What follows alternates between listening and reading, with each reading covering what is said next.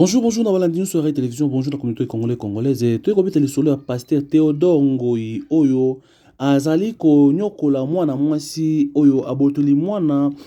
mwasi oyo apesi message concernant pasteur Théodore Ngoyi Oyo bandeko boyebi azaki candidat maléré na présidence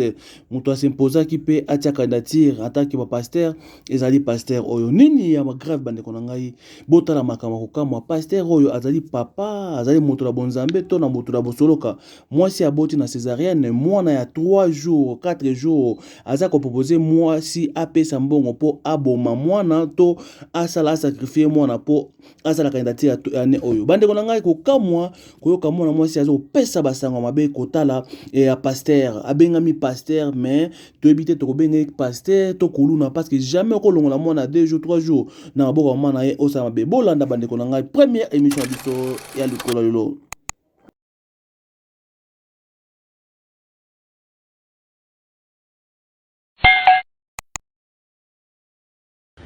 Mbote bandeko kombo na ngai Kertisia Mabaya Utakimbi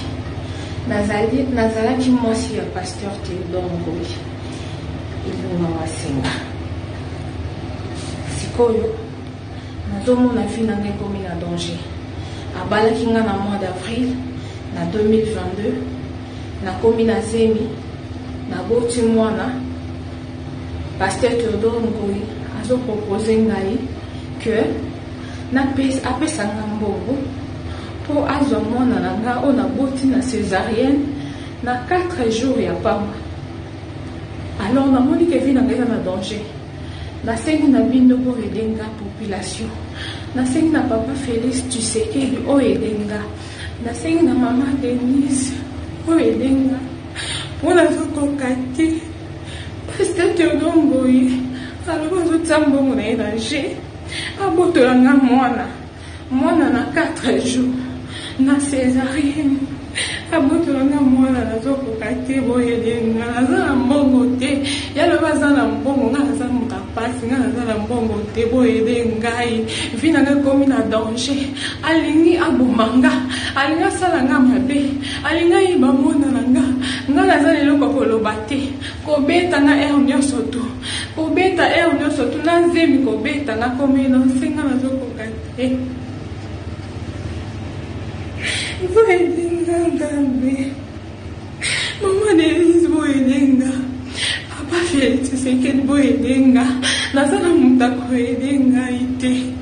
nazala mutu akoyedenga ite papa nasengi na bino boyedenga naza na hôpital alingi koya te azopropose nga mbongo azwanga mwana na okoka te na 3 jours basali nga césarienne azwanga mwana pardon boyedenga ye naza mwana na bino ya Congo naza étrangère te boyedenga na okoka te pardon. Wow, eza passé vraiment.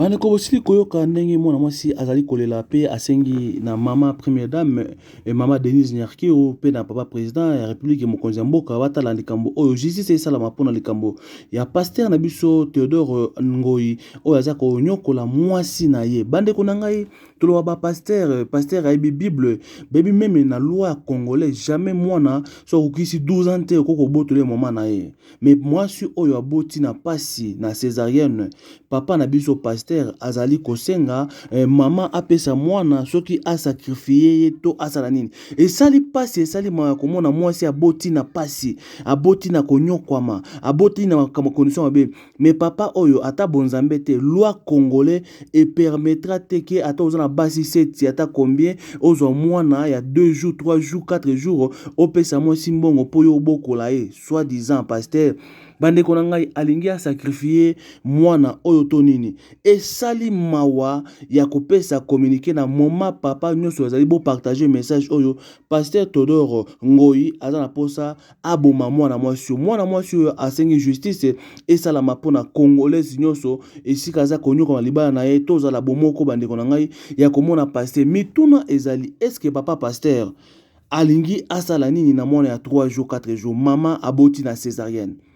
papa oyo aliaka amelaka makila batu alinga teka baokani ya bébé ou bien alinga sacrifier bébé na ndenge azo proposer mwasi ya boti na hôpital j'espère bolandi aza koloba papa azo kotala na hôpital te esali pasi na ba pasteur ba oyo ba pasteur baza na Kinshasa et partout dans le monde entier bo me akobenga ndeko na bino pasteur et Théodore Ngoyi bo pesa conseil nini oyo koteli na kati ya mutu po asala makambo ngona ya ko sacrifier mwana ya konyokola kolongola mwana pembeni ya mama na ye oyo mama za na pota ya kobota na césarienne bande kozo pesa sango na mawa ya koloba to ba totangi kombo ya nzambe me bo nzambe eza kati na biso te bo satana ezola na biso est-ce que nzambe eza kati ya pasteur Théodore Ngoyi ou bien nzambe eza satana ya muto otinda ye bande ko ngai komo kolongola mwana esika mama na ye okende kozwa ye opesa mbongo ebele est-ce que oyo eza kindoki